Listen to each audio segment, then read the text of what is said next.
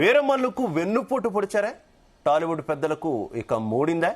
టాలీవుడ్ పెద్దలకు ఆంధ్రప్రదేశ్ ఉప ముఖ్యమంత్రి పవన్ కళ్యాణ్ వార్నింగ్ ఇవ్వడంతో ఇప్పుడు ఇదే చర్చ సాగుతోంది. జూన్ 1 నుంచి తెలుగు రాష్ట్రాల్లో థియేటర్లు బంద్ చేస్తారనే వార్త కలకలం రేపింది. పవన్ కళ్యాణ్ నటించిన హరిహర వీరమల్లు జూన్ 12న రిలీజ్ కానుంది. పవన్ సినిమాకు అడ్డంకులు సృష్టించడానికి కుట్రలు చేశారా అన్న అనుమానాలు వ్యక్తమయ్యాయి. ఆంధ్రప్రదేశ్ మంత్రి కందుల దుర్గేష్ సీరియస్ గా స్పందించడంతో దిగొచ్చి థియేటర్ల బంద్ నిర్ణయాన్ని వాయిదా వేసుకున్నారు. పవన్ సినిమా టార్గెట్ గానే థియేటర్ల బంద్ నిర్ణయం జరిగిందా? జనసేన నేతలు చెబుతున్నట్లు కుట్ర జరిగిందా? కుట్రల వెనుక ఉన్న ఆ నలుగురు ఎవరు? ఇదే అంశానికి సంబంధించి మనం డిస్కషన్ కంటిన్యూ చేద్దాం. నాతో పాటు డిస్కషన్ లో జాయిన్ అవుతున్నారు ప్రముఖ నిర్మాత నట్టికుమార్ గారు, అలాగే ఫిలిం క్రిటిక్ శ్రీకాంత్ గారు. ఇద్దరికీ కూడా నమస్కారం. శ్రీకాంత్ గారు, నమస్తే. జరుగుతున్న పరిణామాలన్నీ మనం చూస్తున్నాం. నిన్న మొత్తం ఒక క్లియర్ పిక్చరే వచ్చేసినటువంటి సిచ్యువేషన్. ఇప్పుడు కంప్లీట్ క్లారిటీ వచ్చేసింది. పవన్ కళ్యాణ్ చాలా సీరియస్ గా ఉన్నారు. నేను ఇండస్ట్రీకి చేసినటువంటి సేవలకి నాకు ఇచ్చిన రిటర్న్ గిఫ్ట్ ని స్వీకరిస్తున్నాను అంటూ స్పష్టం చేశారు. ఏం చెప్తారు మీరు? గత కొద్ది రోజులుగా చూస్తే ఇదంతా కూడా వీళ్ళు ఒక ప్లాన్ గా చేశారండి.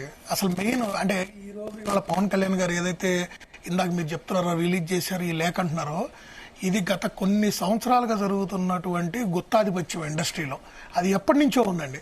ఈ థియేటర్ రిలీజులు అనేది ఒకళ్ళని చూసి ఒకళ్ళు, అంటే ఫస్ట్ ఒకళ్ళు ఎంటర్ అయ్యారు, వాళ్ళు ఒక 25-30 థియేటర్లు తీసుకున్నారు. వాళ్ళని చూసి ఇంకొకళ్ళు ఎంటర్ అయ్యారు, వాళ్ళు ఒక మళ్ళీ 30 థియేటర్లు. అంటే ఎవరికి వాళ్ళు ఎలా అయిపోయిందంటే ఈ థియేటర్లు అంటే ఎగ్జిబిటర్ల చేతిలో ఉండాల్సినటువంటి, అంటే సొంతగా థియేటర్ నిర్మించుకొని పర్మిషన్లు తెచ్చుకొని నిర్మించుకొని రన్ చేస్తున్నటువంటి ఎగ్జిబిటర్ దగ్గర ఉండాల్సిన థియేటర్లన్నీ కూడా ఎప్పుడైతే ఈ సోకాళ్ళు కొంతమంది నిర్మాతలు కొంతమంది వ్యాపారస్తుల చేతిలోకి వెళ్ళిపోయినాయో ఆ రోజు నుంచి అసలు పూర్తిగా ఇండస్ట్రీ పతనం అనేది మొదలైంది అనుకోవచ్చు. దాంట్లో ఎటువంటి సందేహం లేదు. ఎందుకంటే సినిమా అంటే చిన్న సినిమాలు, ఇందాక మీరు కూడా చెప్పారు, చిన్న సినిమాలను అయితే అసలు మ్యాక్సిమం వీళ్ళకి అనుకూలంగా వీళ్ళు చెప్పిన రేట్లకే వాళ్ళు సినిమా ఇవ్వాలి, వీళ్ళు ఇచ్చిన అడ్వాన్సులకే తీసుకోవాలి, వీళ్ళు చెప్పిందే వేదం, వీళ్ళు ఇస్తానన్న థియేటర్లే తీసుకోవాలి అన్నట్టు అయిపోయింది. ఇవాళ పెద్ద సినిమాలు వీళ్ళు కాకుండా ఇతర పెద్ద సినిమాలు చేసే నిర్మాతల పరిస్థితి ఎలా అయిపోయిందంటే, వాళ్ళు సినిమా రిలీజ్ చేసుకుందాం అనుకున్న టైంకి అదే టైంకి గనక వీళ్ళ సినిమా ఉంటే థియేటర్లు దొరకని పరిస్థితి. ఉదాహరణకి మనం ఇంతకుముందు మన పెద్ద సినిమాలు చాలా చూసాం, థియేటర్లు దొరక్క ఇబ్బంది పడి. హనుమాన్ సినిమా చూసాం. ఆ టైంలో ఆ ప్రొడ్యూసర్ కానీ ఈవెన్ డైరెక్టర్ కూడా చాలా బాధపడ్డాడు. అప్పటికే ఆ డైరెక్టర్ ఒక మాట అన్నాడు, ఇంతమంది పెద్దలతో నేను పోటీపడి గెలవలేకపోతున్నాను, కానీ నా సినిమా కంటెంట్ విషయంలో మాత్రం ఈ సినిమాలన్నింటినీ తలదనేలాగా నా సినిమా నిలిచిద్ది, నేను సక్సెస్ కొడతాను, నా సినిమాకి లాంగ్ రన్ ఉంటుంది అన్నాడు. మీరు గమనిస్తే మొదటి వారం దాటినాక ఆ సినిమాకి ఎన్ని థియేటర్లు ఇచ్చారండి? మెయిన్ ఈ ఇండస్ట్రీలో ఈ ప్రాబ్లం ఎప్పటి నుంచో ఉందండి. నిజంగా పవన్ కళ్యాణ్ గారు చెప్తున్నట్టు ఆయన కొంత బాధకు గురయ్యాడు, దాంట్లో ఎటువంటి సందేహం లేదు. ఎందుకంటే థియేటర్లో మేము 1వ తారీఖు నుంచి ఆపేస్తున్నాం, 12వ తారీఖు వాళ్ళు డేట్ అనౌన్స్ చేశారు సినిమా అంటే. దాని ఉద్దేశం ఏంటి? ఎవరు ఇప్పుడు మేమందరం నిర్ణయం తీసుకున్నాం, మేము ఎగ్జిబిటర్స్ అన్నారు. ఎవరు ఆ ఎగ్జిబిటర్స్? ఎవరి చేతిలో ఉన్నాయి? 85%, 100కి 85% థియేటర్లు ఎవరి చేతిలో ఉన్నాయి? ఎవరి కబంధ హస్తాల్లో ఉన్నాయి? అది వాళ్ళే చెప్పాలి. ఎవరు నిర్ణయం తీసుకున్నారు? నిర్మాతలు మీలో కొంతమంది మీరే నిర్మాతలు. మీ సినిమాలు మీరే సీజన్, ఇప్పుడు సంక్రాంతి అయినా దసరా అయినా సినిమా ఇండస్ట్రీ పండుగ లాంటిది. అలాంటి టైంలో మీ సినిమాలను మళ్ళీ ఫ్రంట్ లైన్లో పెడతారు. మీ సినిమాలకి ఎక్కువ థియేటర్లు కావాలంటారు, మిగతా వాళ్ళకి థియేటర్లు లేరు. ఆ థియేటర్ల కాడ ఇచ్చే కాడ ఏం చేస్తారు? మేము ఇంతే అడ్వాన్స్ ఇస్తామంటారు. ఇప్పుడు డిస్ట్రిబ్యూటర్కి ఏం చేస్తారు? డిస్ట్రిబ్యూటర్కి ప్రొడ్యూసర్కి ఎగ్జిబిటర్కి మధ్యలో డిస్ట్రిబ్యూటర్ ఉంటాడు. డిస్ట్రిబ్యూటర్ కూడా అలిగిపోతున్నాడు వీళ్ళ దెబ్బకి. రైట్ కంటిన్యూ చేద్దాం శ్రీకాంత్ గారు. మనం ఒకసారి నట్టికుమార్ గారి అభిప్రాయం కూడా తెలుసుకునే ప్రయత్నం చేద్దాం. నట్టికుమార్ గారు కొన్ని సంవత్సరాలుగా ఈ థియేటర్లకు సంబంధించిన విషయంలో ఆయన పోరాడుతూనే ఉన్నారు.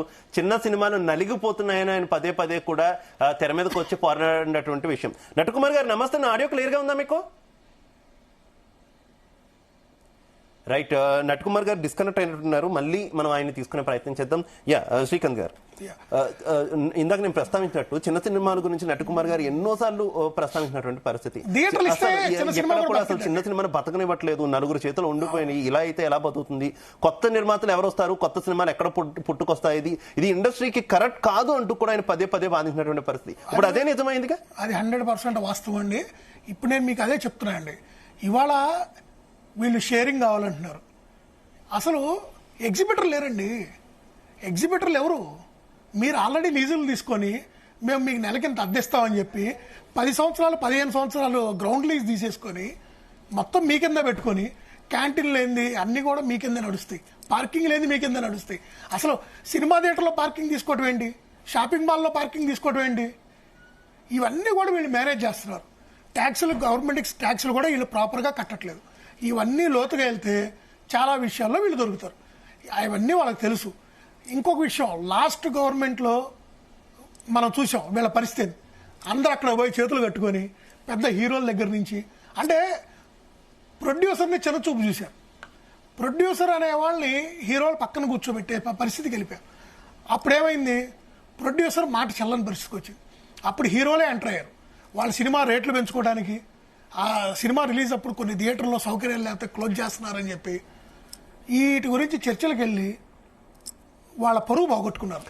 చేతులు కట్టుకుని అక్కడ పరువు బాగొట్టుకుని ఆ టైంలో ఒక్కమట్టండి. ఆ టైంలో మీకు చంద్రబాబు నాయుడు గారు కానీ, ఈవెన్ పవన్ కళ్యాణ్ గారు కానివ్వండి, ఎవరైనా సరే ఏం చెప్పారు, ఇది చాలా తప్పు, ఇండస్ట్రీ బాగుండాలి, ఇండస్ట్రీ వల్ల మనకు టూరిజం ఏంది ఇవన్నీ పెరుగుతున్నాయి, ఇండస్ట్రీ మన తెలుగు ఇండస్ట్రీ చాలా గొప్పది, పెద్ద పెద్ద నటులు మహానటులు ఉన్నారు, వాళ్ళందరికీ ఇక్కడ స్టూడియోలు నిర్మించుకోవడానికి ఆ రోజు భూములు ఇచ్చి మీ అందరం తీసుకొచ్చి ఇక్కడ పరిశ్రమ డెవలప్ చేసాం, దాన్ని మనం ఇలా చేయకూడదు, వాళ్ళ చిన్నచూపు చూడకూడదు, అంత మహానటులు, వాళ్ళకి ఎన్ని పద్మశ్రీలు పద్మవిభూషణలు వచ్చిన నటుల్ని మీరు వాళ్ళకి పరువు తీశారని చెప్పి అధికార పక్షం మీద విపక్షాలందరూ వీళ్ళందరూ ఏకతాటిపైకి వచ్చి వాళ్ళని విమర్శించి వాళ్ళపైన ముప్పేట దాడి చేశారు.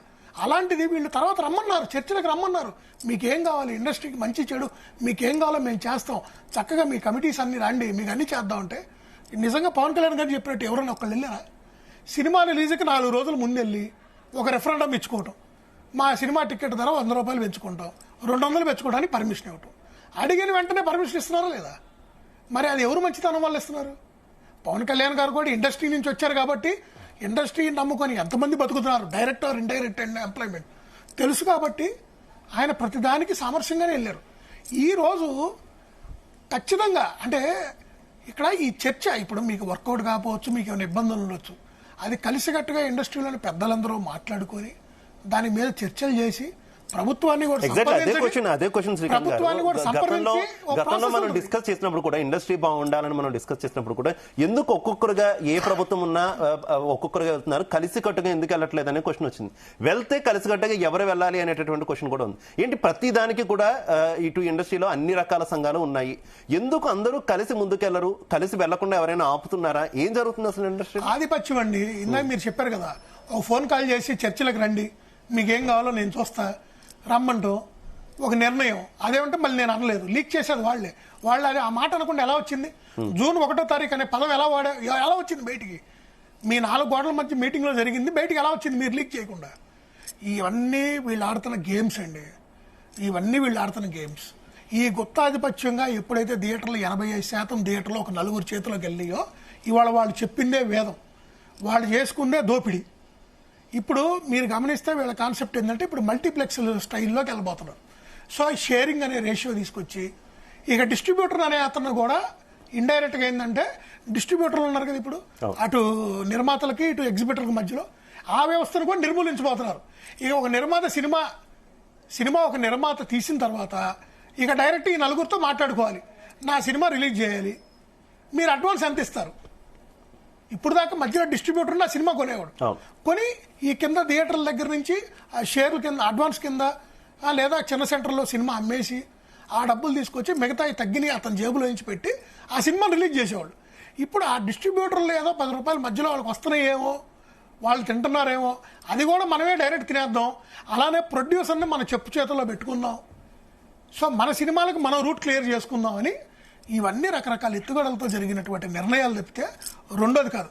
వీటిల్లో ఏది కూడా పరిశ్రమకు మంచిది కాదండి. ఇప్పుడు ఒక వ్యవస్థ మనకి రెగ్యులర్గా చెప్తూ ఉంటారు, కార్పొరేట్ అయిపోతే మనకి ఇబ్బందులు ఎలా ఉంటాయని. ఈ రోజు ఈ నలుగురు చేస్తుంది అదే.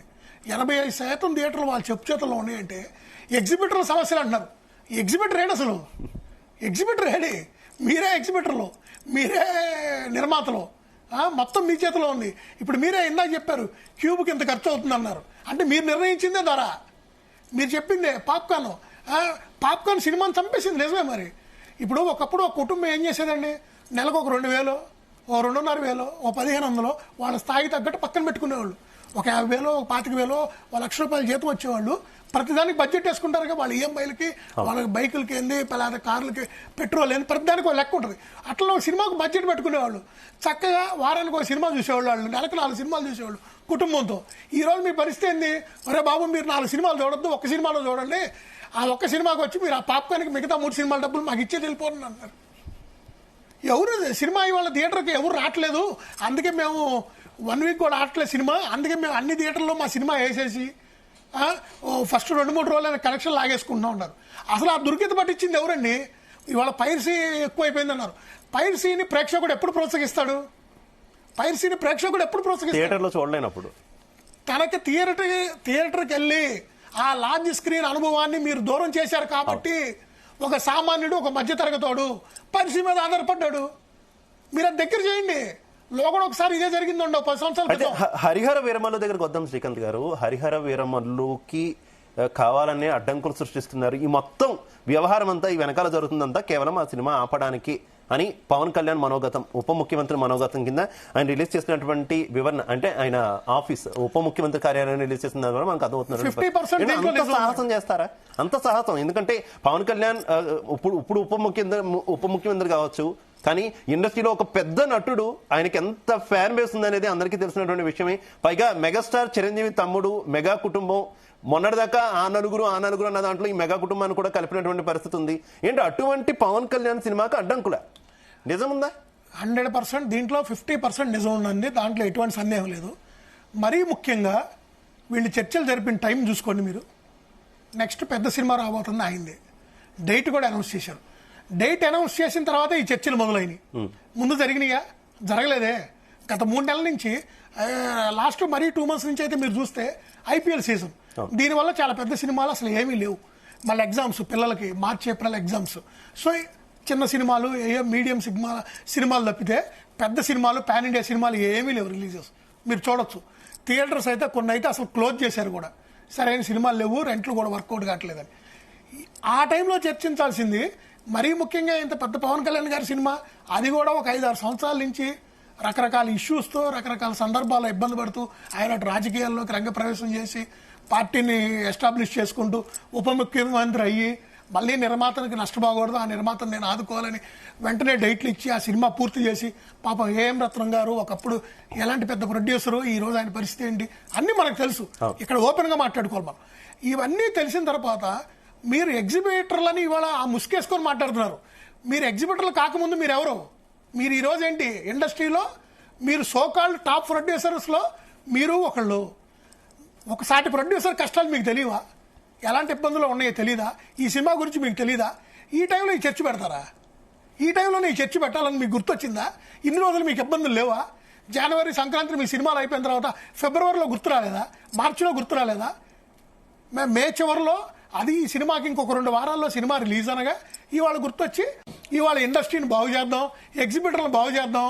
ఏది 100కి 80 థియేటర్లు మీ దగ్గర పెట్టుకొని 15 థియేటర్లు, అది ఎవరో మీకు ఎవరన్నోళ్ళు. ఆ 15% థియేటర్లు కూడా ఇతరుల దగ్గర ఎందుకు మిగిలినవి తెలుసా మీకు? కొంతమంది ప్యాషనేట్ గా ఫీల్ అవుతారు. నా ఊర్లో నాకు సినిమా థియేటర్ ఉంది, అది గొప్ప, వాళ్ళకి ప్యాషన్ అది సినిమా థియేటర్ రన్ చేయడం కూడా. అలాంటి ప్యాషనేట్ పీపుల్ దగ్గర ఆ థియేటర్లు ఉండబట్టి ఆ 15% మిగిలినవి. లేదంటే 100కి 100% థియేటర్లు కూడా ఈ నలుగురు చేతుల్లోనే ఉన్నాయి. ఈ నలుగురులోనే.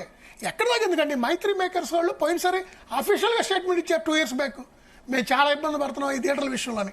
అందుకే ఈ మధ్య వాళ్ళు కూడా కొన్ని థియేటర్స్ వీళ్ళకి పోటీగా వచ్చి వాళ్ళు కూడా ఈ రంగంలోకి ఎంటర్ అయ్యారు. ఎందుకంటే ఎంత పెద్ద చిత్రం ఎన్ని కోట్లు పెట్టి మీరు నిర్మించినా అల్టిమేట్ గా ఆ సినిమా మీరు ఎగ్జిబిటర్ చేతిలోకి వెళ్ళి ప్రదర్శించాల్సిందే కదా. అదే శ్రీకాంత్ గారు, ఏంటి రీజన్ ఏంటి, వై, ఎందుకు పవన్ కళ్యాణ్ ఇండస్ట్రీకి చెందినటువంటి వ్యక్తి, మెగా బ్రదర్ చిరంజీవి గారి తమ్ముడు, స్వయంగా రాష్ట్ర ఉప ముఖ్యమంత్రిగా ఉన్నారు, ఆయన ఖచ్చితంగా కూడా ఇండస్ట్రీకి మేలు చేయాలని అనుకుంటున్నారు, కానీ ఎందుకు ఆయన సినిమానే ఆపాల్సినటువంటి అవసరం ఈ నలుగురికి, ఏంటి రీజన్ ఏంటి అనేది తెలియట్లే కదా, ఏం జరుగుతుంది? పవన్ కళ్యాణ్ గారు రాజకీయాల్లోకి వస్తే మీరు చెప్పిన సోకాల్డ్ మెగా ఫ్యామిలీ నుంచి ఎంతమంది ఆయనకు సపోర్ట్ చేశారు? ఓకే, చెప్పండి, మీరే చెప్పండి. ఆయన మెగా ఫ్యామిలీ మీరు ఇన్నిసార్లు అన్నారే, ఆయన మరి రాజకీయ రంగ ప్రవేశం చేసి ఆయన ఒక్కడంత కష్టపడి ఆయన ఫైట్ ఆయన ఇస్తున్నాడు. గెలవని వాడు ఇక్కడ గెలుపోవటాలు పక్కన పెడితే అండి, యుద్ధం చేయాలి ముందు. ఆయన యుద్ధం చేశాడు, ఒంటరిగానే నిలబడ్డాడు. గెలిచిన తర్వాత అందరూ బొకేలు ఇస్తారు, అందరూ మన ఇంటికి భోజనానికి రమ్మంటారు, శాలువాలు కప్పుతారు. మా తమ్ముడు గెలిచాడు, మా బాబాయ్ గెలిచాడు, మా అన్నయ్య గెలిచాడు, అందరూ వస్తారు. అది కాదు ఇక్కడ ఇంపార్టెంట్. ఆయన రాజకీయాల్లోకి వెళ్ళిన రోజు ఎవరు వచ్చారు ఆయన కోసం, ఎవరు నిలబడ్డారు ఆయన కోసం, ఎవరో ఒక స్టేట్మెంట్ ఇచ్చారు, ఎవరో మా ఫ్రెండ్స్ మేము ఫ్రెండ్స్ అని చెప్పి ఎక్కడికో వెళ్ళి ప్రచారాలు చేసి అవన్నీ ప్రాబ్లమ్స్ వచ్చి కేసులు అయ్యి అన్ని మనం చూసాం. ఇక్కడ ఏది దాచేది లేదు, అంతా ఓపెన్ అండి. వాళ్ళ సోషల్ మీడియాలో చీమ చుట్టు కంటే నిమిషంలో అందరూ తెలిసింది. సో ఇక్కడ అన్నీ తెలుసు, ఎవరి మధ్య సత్సంబంధాలు ఎలా ఉన్నాయో అన్నీ తెలుసు. ఇక్కడ నేను మళ్ళీ మీకు ఒకటే చెప్తుంది, పుష్ప సినిమా టైంలో ఆ సినిమాకి ఎంత సపోర్ట్ ఇచ్చారు అందరికీ తెలుసా తెలియదా? దాని మీద విమర్శలు కూడా వచ్చినాయి. 1000 రూపాయలు 1200 రూపాయలు పెంచుకోవడానికి పర్మిషన్ ఇవ్వటమైంది. అసలు ఎక్కడికి వెళ్తుంది సినిమా? మనం ఇదే స్టూడియోలో కూర్చొని కూడా మాట్లాడాం, డిస్కస్ చేస్తాం. మరి వన్ సైడ్ గా పర్మిషన్ ఇచ్చారు కదా, మరి ఎవరిచ్చారు, ఎలా జరిగింది? ఆ గవర్నమెంట్ అయినా ఇక్కడ తెలంగాణ గవర్నమెంట్ మీద కూడా ఎన్ని విమర్శలు వచ్చినాయి. కానీ ఈ రోజు పరిస్థితి ఏంది? ఈ రోజు ఏది వీళ్ళలో యూనిటీ ఏది? నిజంగా పరిశ్రమలో యూనిటీ ఉంటే ఎంతో మంది పెద్దలు ఉన్నారండి. తమ్మారెడ్డి భరద్వాజ్ గారు ఏంది, కేఎస్ రామారావు గారు ఏంది, ఇంతమంది ఉన్నారు. వీళ్ళందరూ చర్చల్లో ఈ నలుగురేనా అక్కడ హెడ్లు? ఇప్పుడు మీరు ప్లే చేస్తున్న వీడియోలో కూడా ఆ నలుగురే కనబడుతున్నారు తప్పితే ఏది సీనియర్ లేరండి. ఇండస్ట్రీలో కొన్ని 100 చిత్రాలను నిర్మించిన నిర్మాతలు, 100 చిత్రాలు తీసిన దర్శకత్వం వహించినటువంటి దర్శకులు, పరిశ్రమ గురించి బాగా మంచి చెడులు తెలిసినటువంటి సీనియర్ హీరోలు ఏరి వాళ్ళకి తెలియనియే వీళ్ళకి తెలుసా? ఇది కేవలం వ్యాపారం అయిపోయింది తప్పితే పరిశ్రమ మంచికి లేదండి. అందరూ ఒక తాటిపైన లేరు. నా సినిమా నేనేంటో, రేపు నా సినిమా రిలీజ్ ఉంది, నేను పర్మిషన్ తెచ్చుకుని అయిపోయింది, ఇక నీ సంగతి నాకు అనవసరం. పుష్ప 2 ఆ ఇన్సిడెంట్ జరిగినప్పుడు కూడా నేను ఇదే స్టూడియోలో కూర్చొని మీకు మాట చెప్పా, ఇండస్ట్రీ నుంచి ర్యాపిడ్ యాక్షన్ ఫోర్స్ అని ఒక టీం రెడీ చేసుకోవాలి, సీనియర్స్ని పెట్టుకోవాలి. ఇలాంటి విపత్కర పరిస్థితులు వస్తే వాటిని ఎలా ఎదుర్కొనాలి. ఇప్పుడు హీరో రియాక్ట్ అవ్వలేదని ఆ రోజు అంత గొడవ జరిగింది కదా. హీరో కాకపోయినా ఇండస్ట్రీ నుంచి ఒకరు రియాక్ట్ అవ్వచ్చుగా. ఒక ఫండ్ పుల్అప్ చేసుకొని ఒక టీం పెట్టుకుంటే ఓ సీనియర్లు ఇమీడియట్గా ప్రెస్ మీట్ పెట్టి ఎక్కడ తప్పు జరిగింది ఏంటి వాళ్ళు వెళ్ళి పర్యవేక్షిస్తారుగా. వాళ్ళకి తక్షణ మెడికల్లో ఆ సాయం జరిగేటట్టు, ఆ కుటుంబాన్ని ఆదుకునేటట్టు. ఈ రోజు జరిగిందా? మరి ఈ రోజుకి ఏం జరిగిందా? జరగదు. ఎందుకంటే వీళ్ళు ఎవరు స్పందించరు, ఎవరు ముందుకు రారు. ఎవరన్నా ఆ లీడ్ తీసుకుందాం అని వెళ్ళినా వాళ్ళని చిన్నచూపు చూస్తారు. ఇదంతా ఆధిపత్యం అండి. ఆధిపత్యంలో వీళ్ళకి వీళ్ళే కొట్టుకొని వీళ్ళకి వీళ్ళే చెడ్డ పేరు తెచ్చుకుంటున్నారు తప్పితే ఏమీ లేదు. రైట్. మనతో పాటు నట్టికుమార్ గారు జాయిన్ అయ్యారు. నట్టికుమార్ గారు నమస్తే. నట్టికుమార్ గారు వినిపిస్తుంది. నట్టికుమార్ గారు మీరు ఎన్నో ఏళ్లుగా ఇండస్ట్రీలో 2 తెలుగు రాష్ట్రాల్లో థియేటర్లో 4 చేతులు ఉండిపోయాయి, చిన్న సినిమా బతకట్లేదు, చిన్న సినిమాను బతకనివ్వాలి, చిన్న నిర్మాతను బతకనివ్వాలంటూ ఎన్నో ఏళ్లుగా పోరాటం చేశారు. ఇప్పుడు తాజా పరిణామాలు అన్ని చూస్తే మళ్ళీ అన్ని వేళ్లు కూడా ఆ 4 దగ్గర అవుతున్నటువంటి పరిస్థితి. ఏకంగా ఆంధ్రప్రదేశ్ ఉప ముఖ్యమంత్రి పవన్ కళ్యాణ్ సినిమా హరిహర వీరమల్లు ఆపడానికి కూడా 4 కుట్ర పన్నారనేటటువంటి వార్తలు వస్తున్నటువంటి పరిస్థితి. నేను రిటర్న్ గిఫ్ట్ అంతే గొప్పగా తీసుకుంటున్నానంటూ కూడా ఆయన కార్యాలయం కూడా రెస్పాండ్ అయిన సిచ్యువేషన్ చూస్తున్నాం. ఏం జరుగుతుంది అసలు ఇండస్ట్రీలో? చెప్పాడు. అవును, ఏంది ఏముండదండి. ఇప్పుడు ఇక్కడ ఒకటండి, నిజమైన ఎగ్జిబిటర్ పాపం ఏ ఎగ్జిబిటర్స్ కూడా డిస్కషన్ లేదు, బంధు చేస్తానని లేదు, ఏ పాపం పుణ్యం ఏ ఎగ్జిబిటర్ కి తెలియదు. ఇక్కడ మనం ఫస్ట్ ఇక్కడ ఈస్ట్ గోదావరిలో గీతా ఆర్ట్స్ అంటే అల్లు అరవింద్ గారు, సురేష్ బాబు గారు, సురేష్ ప్రొడక్షన్స్, అనుశ్రీ సత్యనారాయణ గారు, వాళ్ళ 3 అక్కడ థియేటర్లు ఉన్నాయండి. దానికి సురేష్ మూవీస్ ఎవరి బ్యాక్గ్రౌండ్ దారుపూర్ చంద్రశేఖర్ రెడ్డి గారు, అంటే భాస్కర్ రెడ్డి గారు, దారుపూర్ చంద్రశేఖర్ 4 థియేటర్ సురేష్ బాబు గారు రన్ చేస్తారు అక్కడ. అక్కడ ఎలాగైనా పవన్ కళ్యాణ్ గారిని ఇబ్బంది పెట్టాలి అని అనుకున్నారా, లేకపోతే మరి ఏంటి అనేది ఒక దాంట్లో అనుశ్రీ సత్యనారాయణ గారు మళ్ళా పిఠాపురం ఇన్ఛార్జ్ అండ్ జనసేన. అయితే ఇక్కడ ఆ సినిమా 1వ తారీఖు బంధు మేము పర్సంటేజ్ సిస్టమే వస్తామని వాళ్ళు అన్నారు. దాన్ని ఆంధ్రప్రదేశ్ కి రుద్దింది సురేష్ బాబు గారు, దిల్ రాజు గారు, మళ్ళా అల్లు అరవింద్ గారు, సునీల్ గారు, ఏసీఎన్ సునీల్ గారు. 18వ తారీఖు మీటింగ్ లో మొత్తం టోటల్ గా ఏ దాము అయితే ఇవాళ మేము అనలేదు, బంద్ అనలేదు అని చెప్పాడు ఛాంబర్ సెక్రటరీ, ఏ ఛాంబర్ ప్రెసిడెంట్ అయితే ఉన్నాడో భరతభూషణ్, వాళ్ళందరూ కలిపి 18వ తారీఖున మీటింగ్ పెట్టి 1వ తారీఖు నుంచి మాకు పర్సంటేజ్ సిస్టమ్ అవుతే బంద్ చేస్తాము అన్నారు. ఏమండి, 18వ తారీఖు 12 రోజుల టైంలో బంద్ ఎలా చేస్తారండి? ఓకే, ఆ ఎగ్జిబిటర్లు ఏది 1400 మంది ఎగ్జిబిటర్ల దగ్గర మీరు 40 మంది ఎగ్జిబిటర్లు వచ్చి 20 మంది ఓనర్లు వచ్చి 40 మంది లీజ్ ఓనర్లు వచ్చి మీరు ఎలా బంద్ చేస్తారు అని నేను అడుగుతున్నా. దానికంటే రూల్స్ అండ్ రెగ్యులేషన్స్ ఉన్నాయి కదా. మీరు డైరెక్ట్ గా ఆ రోజు మరి దిల్ రాజు గారు కానీ, మరి సునీల్ గారు కానీ, మరి సురేష్ బాబు గారు కానీ, ఈ దామోదర్ ప్రసాద్ గారు కానీ, మా ఆయన భరతభూషణ్ గారు కానీ ఒక్కలైనా ఎందుకు బంద్ చేస్తున్నావు, మీరు బంద్ అని ఎందుకు మాట అన్నారని ఒక మాట అన్నారా? అనలేదు. అనకుండా సపోర్ట్ చేసి 18 కొత్త సోషల్ మీడియాలో 1 నుంచి థియేటర్ లో బంద్ అని వచ్చింది. 12వ తారీఖు cinema release Harihara Veeramallu. Cinema వచ్చినప్పుడు ఇక ఆటోమేటిక్ గా థియేటర్ వాళ్ళు వచ్చే షాక్. అంటే నేను ఒక ఎగ్జిబిటర్నే, నాకు థియేటర్లు ఉన్నాయి, నాకు ఇంటిమేషన్ లేదు, ఏ ఎగ్జిబిటర్కి ఇంటిమేషన్ లేదు. ఒకళ్ళిద్దరు ఎగ్జిబిటర్లు కలిపి ఇది డ్రామా ప్లే చేశారు. దిల్ రాజు గారితో, సునీల్ తోని, మొత్తం టోటల్ గా సురేష్ బాబు గారితో, అరవింద్ గారితో కలిపి. ఇది ఎంత దాకా కరెక్ట్? అంటే హరిహర వీరమల్లు ఈ సినిమా 12 రిలీజ్ అవుద్ది. ఈ 12లో డిస్ట్రిబ్యూషన్ వ్యవస్థలో ఆ ప్రొడ్యూసర్ దగ్గర తక్కువగా కొడదామని అక్కడ వచ్చిన చిన్న 2 వర్గాల గొడవ. ఇది 2 వర్గాల గొడవ. ఆ సినిమా మీద మొత్తం టోటల్ గా ఎలాగైనా ఏది బైపిచ్చి డబ్బు డిస్ట్రిబ్యూషన్ చేద్దామని, మా దగ్గర థియేటర్లు ఉన్నాయి మేము సినిమా ఆపేస్తామని ఒక రిటర్లీ బ్లాక్ మెయిలింగ్ అని. తప్పు కదా అది. సినిమాని నువ్వు థియేటర్ లో నిజంగా పవన్ కళ్యాణ్ గారి సినిమా ఉందని తెలుసు, కమల్ హాసన్ గారి సినిమా ఉందని తెలుసు, సినిమా థియేటర్ మీద ఎలాగా ఆపుతారండి? దిల్ రాజు గారు తెలియదా? ఆయన కొత్తగా వచ్చాడా? సురేష్ బాబు కొత్తగా వచ్చారా? అరవింద్ గారు కొత్తగా వచ్చారా? సునీల్ గారు ఇప్పుడు ఎవరైతే పేర్లు వస్తున్నాయి ఈ పేర్లన్నీ కూడా వీరంతా కూడా మెగా కుటుంబానికి కూడా చాలా దగ్గర వ్యక్తులే. అటువంటిది పవన్ కళ్యాణ్ కూడా ఇండస్ట్రీకి చెందినటువంటి వ్యక్తి. నేను ఇండస్ట్రీని కాపాడదామని అనుకుంటున్నానని చెప్పి ఆయన చెప్తున్నారు. కానీ ఎందుకు ఆయన సినిమా వీరమల్లు, హరిహర వీరమల్లుకి ఎందుకు ఆపాలనుకుంటున్నారు? కుటుంబానికి దగ్గర వ్యక్తులు ఎవరు? అల్లు అరవింద్ గారు కావచ్చు, సురేష్ బాబు గారు కావచ్చు. మెగా కుటుంబంలో మెగా కుటుంబానికి పవన్ కళ్యాణ్ గారి మీద ఎప్పుడు కూడా బ్యాక్గ్రౌండ్ లో గేమ్ ఆడేవాళ్ళు అందరూ. మెగా కుటుంబానికి ఫ్రంట్ నుంచి నేనున్నాను, మా సొంతం, మా కుటుంబం అని చెప్పి బ్యాక్గ్రౌండ్ నుంచి గేమ్ ఆడిన వాళ్ళే. ఇది వాస్తవం కాదు, అది పవన్ కళ్యాణ్ గారికి తెలుసు, మాకు తెలుసు, అందరికీ తెలుసు. ఇది కరెక్ట్ కాదండి.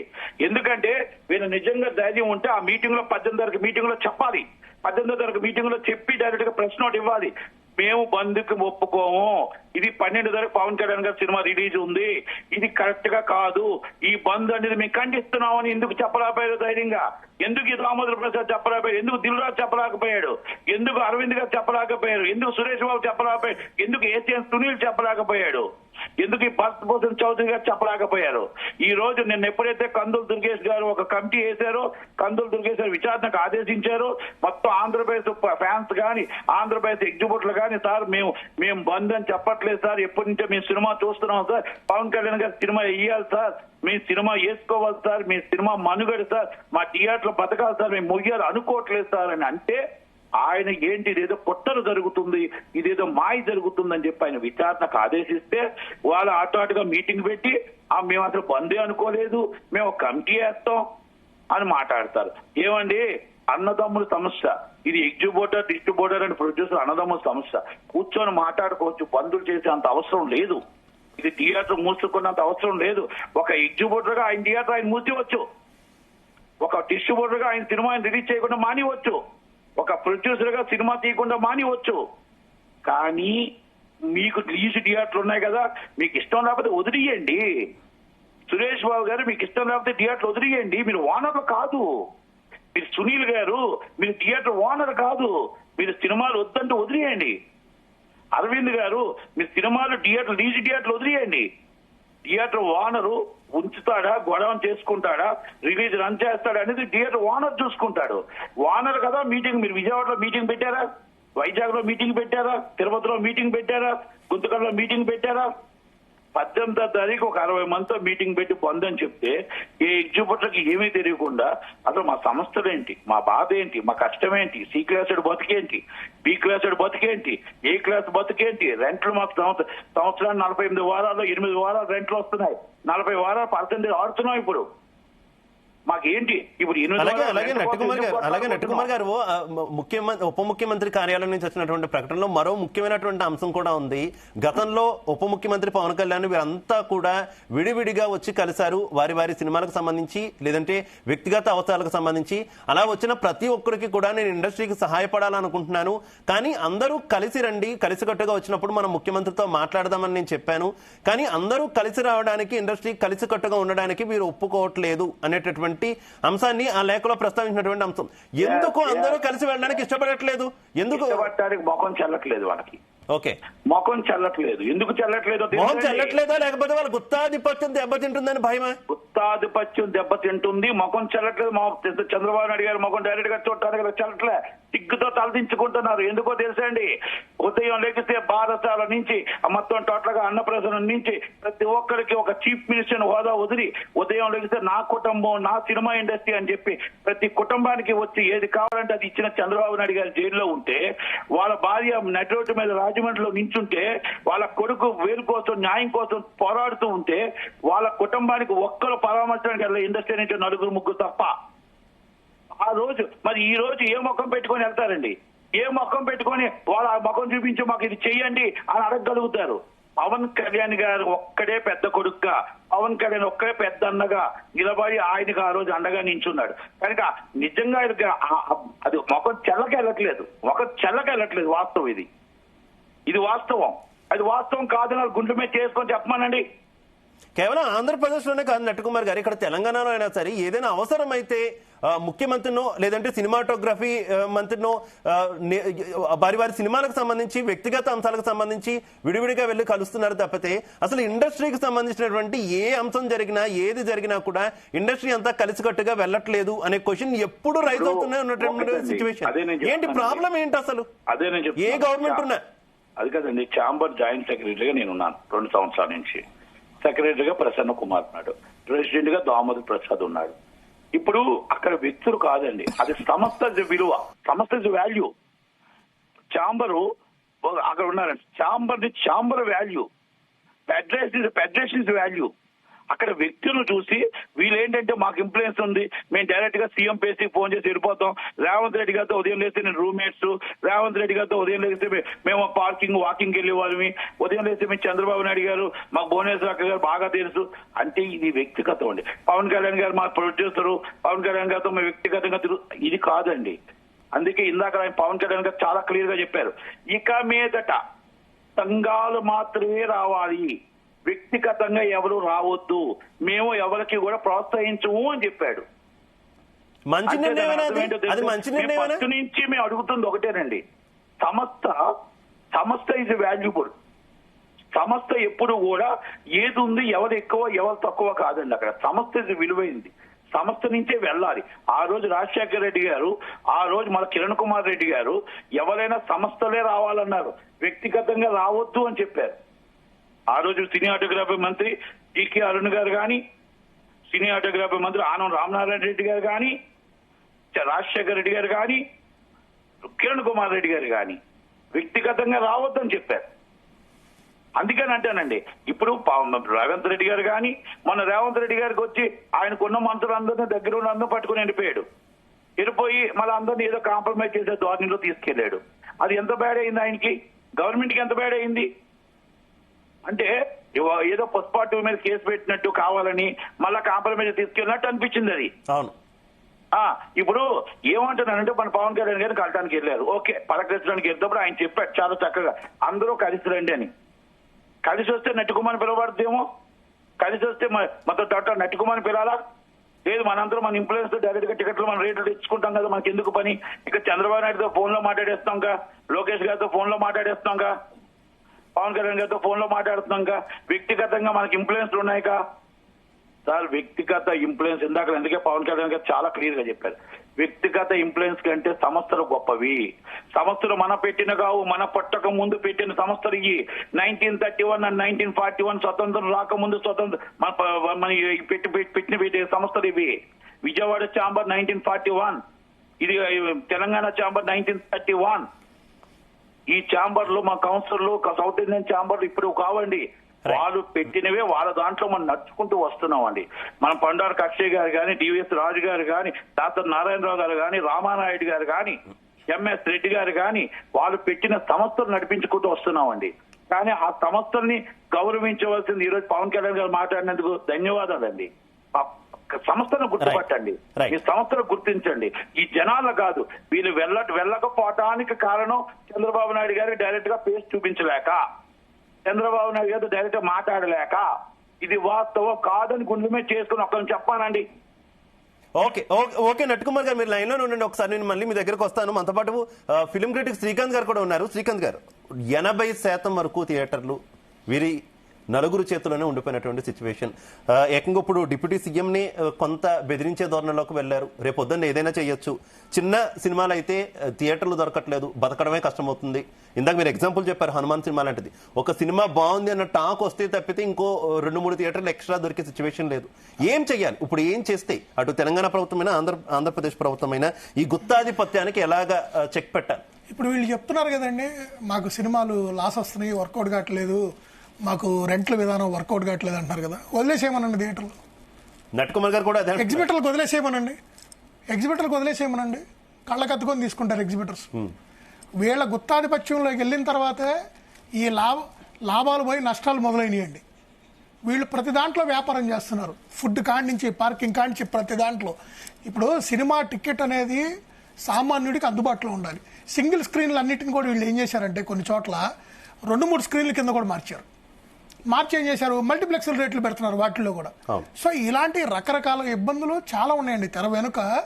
ఈ ఇబ్బందుల వల్ల ఏమవుతుందంటే ఇండస్ట్రీ ఆల్రెడీ చాలా ఇబ్బందుల్లో ఉంది. ముఖ్యంగా ఏంటంటే చిన్న సినిమాలే కాదు, పెద్ద సినిమాలకు కూడా ఏమవుతుందంటే సినిమా బాగుంటే తప్పితే ఆడియన్స్ థియేటర్కి వెళ్ళలేని పరిస్థితి అయిపోయింది. కేవలం 1-2 రోజులు సినిమా బాగున్నా కూడా ఇప్పుడు ఎవరు వెళ్తున్నారు థియేటర్కి? అంటే వీళ్ళే చేశారండి. మరి ఆ టికెట్ రేట్లు ఏందండి? ఆ రేట్లు ఏంది? అసలు సామాన్యుడికి అందుబాటులో లేదు. ఒక మధ్యతరగతి ఫ్యామిలీ వాళ్ళు కూడా సినిమాకి వెళ్ళాలంటే ఆ రేట్లు, ఆ ఖర్చులు, ఆ పిల్లల్ని తీసుకొని వెళ్ళాలంటే భయపడి సినిమాకి వెళ్ళట్లేదు. మరీ ముఖ్యంగా ఫస్ట్ అండి, ఇందాక చెప్పినట్టు సంస్థలకు విలువ లేకుండా పోయింది, వ్యక్తులకు విలువ ఎక్కువైపోయింది. వాళ్ళ పరిచయాలు, వాళ్ళతో నా అవసరం, నా సినిమా, ఇందాక మీకు అదే చెప్పింది, నా సినిమా రిలీజ్ ఉంది, నేను వెళ్ళి మాట్లాడుకుందాం, నేను పర్మిషన్ తెచ్చుకుందాం. దానికి ఒక సంస్థ లేదు. ఫస్ట్ ఒక ఛాంబర్లోనే ఎక్కడో పర్మిషన్కి అప్లై చేసి ఆ తర్వాత అక్కడి నుంచి వాళ్ళ ద్వారా దాన్ని గవర్నమెంట్ దగ్గరికి మూవ్ చేసి పర్మిషన్ తెచ్చుకోవడం కాదు. ఎవరికి వాళ్ళు పర్సనల్గా వెళ్ళిపోవటం, వాళ్ళ పని వాళ్ళు కంప్లీట్ చేసుకొని బయటకు వస్తున్నారు. సో అందువల్ల ఏంటంటే ఖచ్చితంగా ఈ గుత్తాధిపత్యానికి బ్రేక్ పడాలి.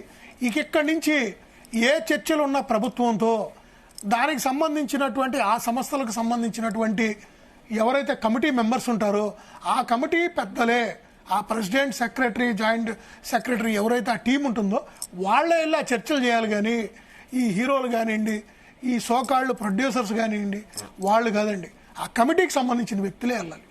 రైట్ నట్టుకుమార్ గారు, ఇప్పుడు ఒక్కొక్క కుట్రలు బయటపడుతున్నాయని పవన్ కళ్యాణ్ కూడా భావిస్తున్నటువంటి పరిస్థితి. ఒక్కసారి మనం గతంలోకి వెళ్తే game changer movie release, movie first show theatre లో ప్లే అవుతుండగానే సీరియల్ రూపంలో బయటకు వచ్చేసినటువంటి సిచ్యువేషన్.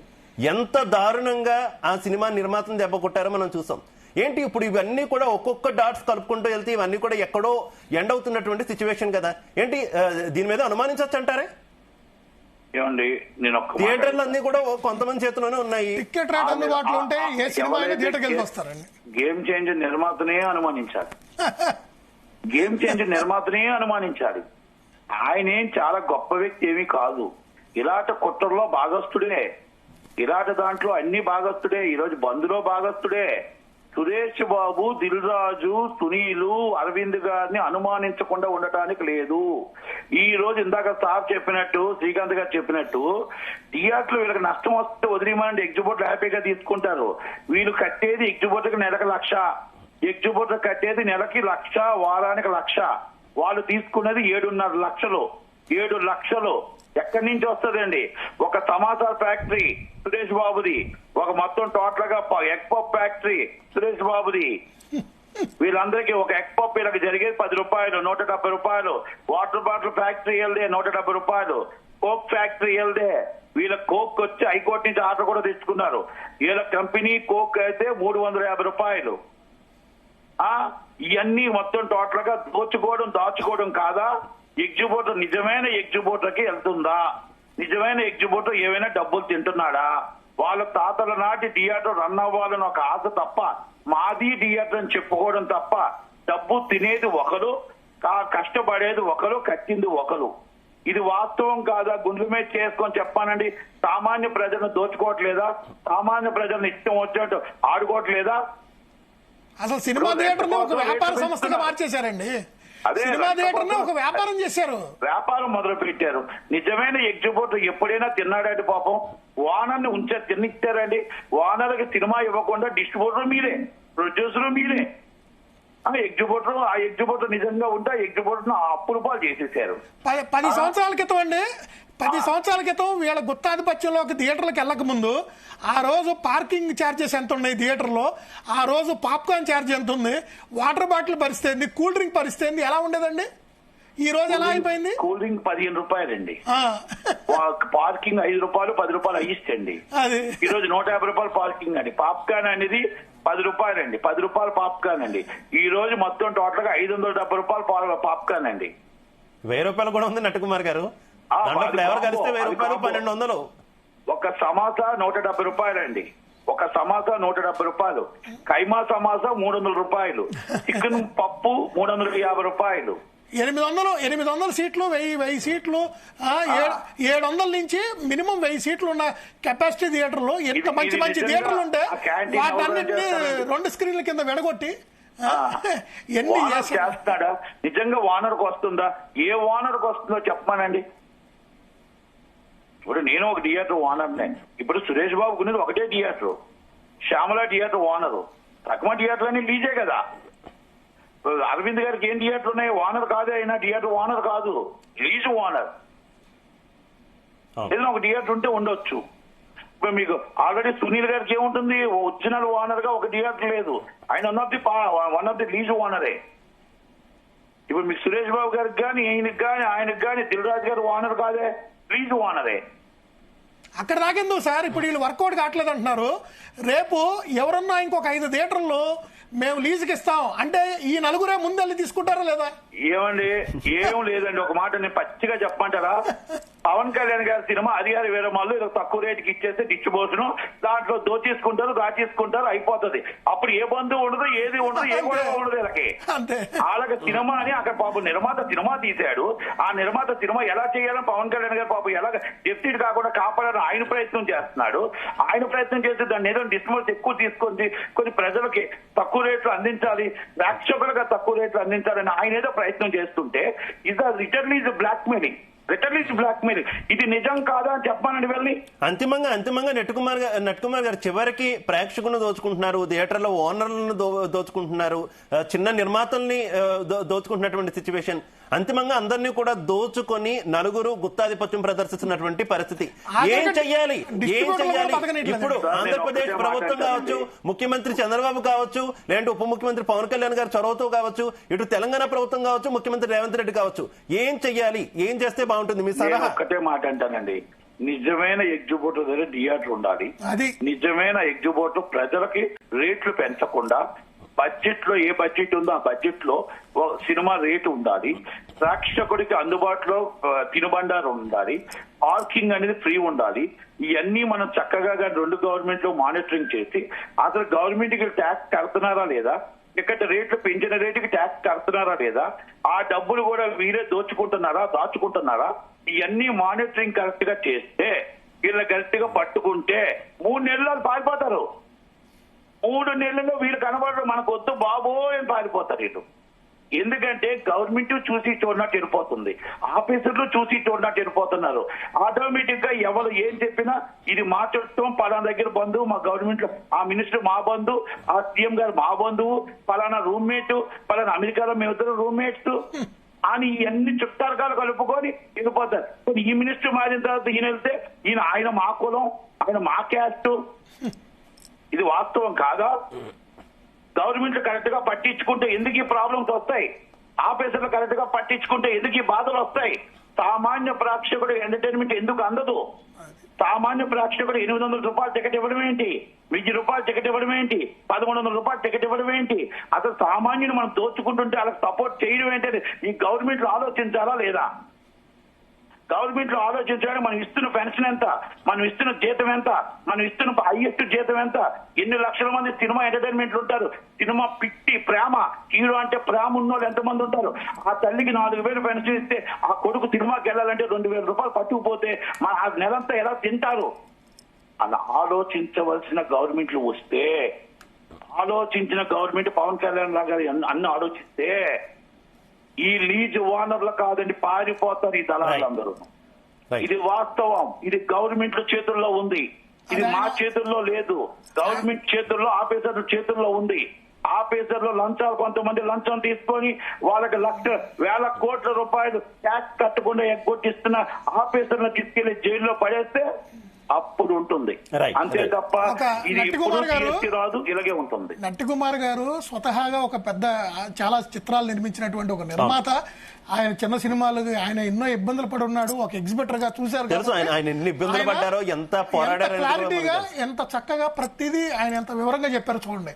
అంటే ఇలాంటి నిర్మాతలు ఆయనతో పాటు ఎంతో మంది చిన్న సినిమాలు నిర్మించి ఇండస్ట్రీలోకి వచ్చి 4-5 సినిమాలు చేసి కనుమరుగైపోయారు చాలా మంది. వాళ్ళందరూ ఆక్రందనలు నింటే అసలు మీరందరూ రెండో రోజు రద్దు చేస్తారు వీళ్ళ లీజులని. Right thank you so much Srikanth garu, thank you so much Nat Kumar garu మాతో జాయిన్ అయ్యారు. ఓవరాల్ గా కనుక చూసుకుంటే ఈ వ్యవహారం ఎటు నుంచి ఎటు వెళ్తుంది అనేటటువంటి చర్చ అయితే 2 తెలుగు రాష్ట్రాల్లో కూడా నడుస్తున్నటువంటి పరిస్థితి.